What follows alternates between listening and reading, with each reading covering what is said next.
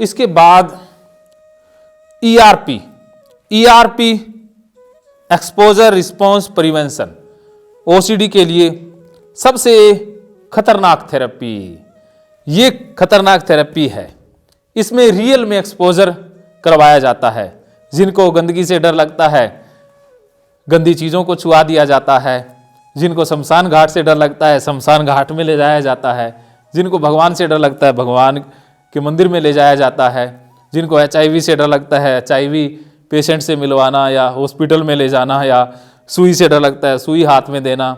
कुत्तों से डर लगता है, कुत्तों के पास ले जाना, उनके पास कुछ देर रखना, उनके ऊपर हाथ लगवाना। जिनको ऊंचाई से डर लगता है, बिल्डिंग पे चढ़ा देना। तो ये ईआरपी थेरेपी है। ईआरपी थेरेपी सबसे खतरनाक थेरेपी जरूर है, लेकिन पावरफुल भी है। लेकिन इस थेरेपी से डरते सबसे ज़्यादा हैं लोग। अगर कोई साइकोलॉजिस्ट कह दे भी ईआरपी करवाएंगे, तो दूसरी बार उसके पास जाते ही नहीं है। क्यों नहीं जाते हैं? कि उनको घबराहट ज़्यादा होती है। तो इस थेरेपी के रिजल्ट बहुत ज़्यादा थे, लेकिन इस थेरेपी के नुकसान भी बहुत ज़्यादा सामने आए। नुकसान ये आए कि एक तो ड्रॉबैक हो जाते हैं या ड्रॉप आउट हो जाते हैं। ड्रॉप आउट क्या? कि साइकोलॉजिस्ट के पास जाते ही नहीं है। अगर कोई आपको हाथ लगवा दे या ऐसा रियल में करवा दे, तो आप दोबारा जाओगे उसके पास? नहीं जाएंगे। एंग्जाइटी होती है, क्योंकि खतरनाक एंग्जाइटी होती है ना, एक्सट्रीम लेवल तक होती है। तो ये क्या करते हैं, एक ग्राफ सा बना देते हैं कि जैसे एंग्जाइटी पहले कहेंगे कि ये ऐसे बढ़ेगी धीरे धीरे, फिर धीरे धीरे कम हो जाएगी। कि एकदम से एंग्जाइटी बढ़ गई ना आपकी, जैसे आपको कोई भी घटना घटी, हाथ लगवाया, तो धीरे धीरे आपकी एंग्जाइटी बढ़ जाएगी। फिर वो कहेंगे कि एंग्जाइटी बढ़ेगी तो धीरे धीरे नॉर्मल भी हो जाएगी। अपने आप कुछ नहीं करोगे तो एकदम नहीं होगी, धीरे धीरे होगी। जैसे 5 मिनट बाद, 10 मिनट बाद, 20 मिनट बाद एंग्जाइटी रिड्यूस होने लग जाएगी। लेकिन अगर आप कंपल्शन करते हो तो एंग्जाइटी एकदम से ही नीचे आ जाती है। आप हाथ धो लेते हो, आप कोई भी जो आपका रिचुअल बना हुआ है वो कर लेते हो, तो एंग्जाइटी एकदम नीचे आ जाती है। तो ये कहेंगे कि ना,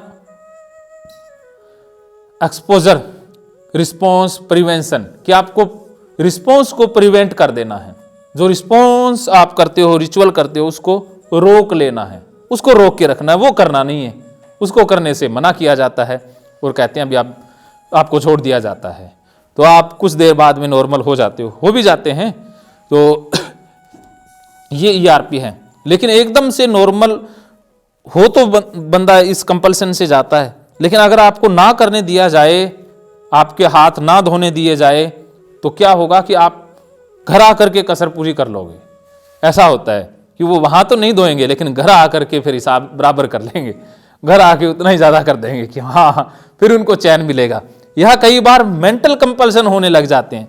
वो चीज मन ही मन में घूमती रहती है, मन ही मन चलने लग जाता है, मन उसी में ही फंस के रह जाता है। ये करती तो मन निकल जाता है, लेकिन ये नहीं करेंगे, हाथ नहीं धोएंगे, रिचुअल नहीं करेंगे, तो मन वहीं रह जाएगा अटक के।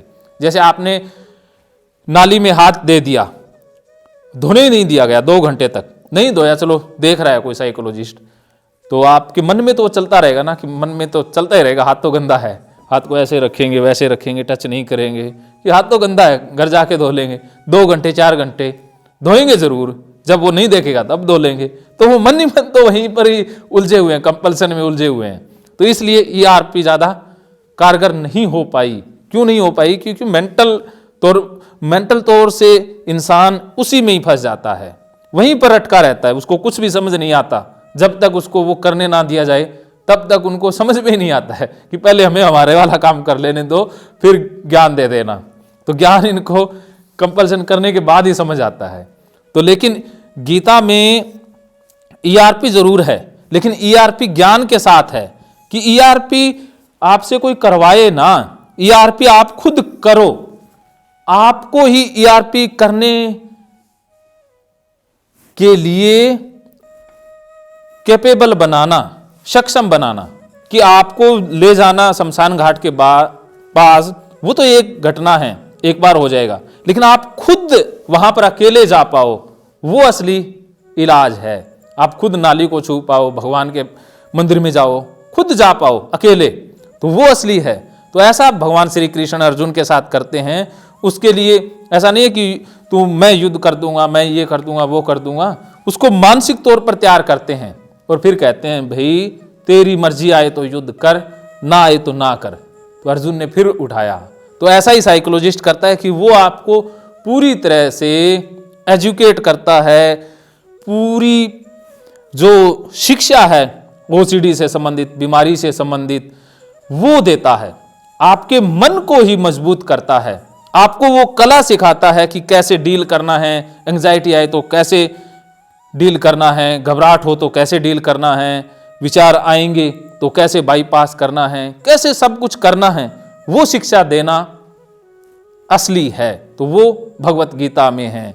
तो भगवत गीता असली ईआरपी है, क्योंकि रियल मैदान में आपको कोई, जैसे अर्जुन को रियल युद्ध के मैदान में गीता दी जा रही है, कोई ऐसी हॉल में नहीं है।